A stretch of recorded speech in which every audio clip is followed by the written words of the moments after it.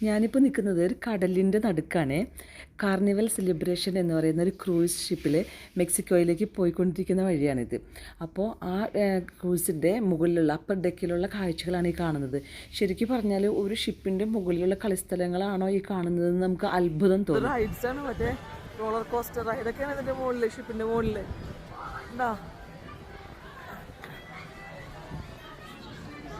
Golf കളിക്കാൻ.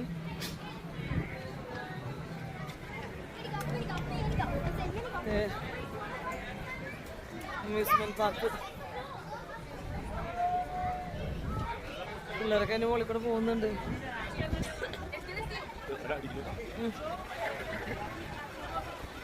ഇത് വാക്കിങ്ങിന് വേണ്ടിയുള്ള ട്രാക്കാണ് കേട്ടോ.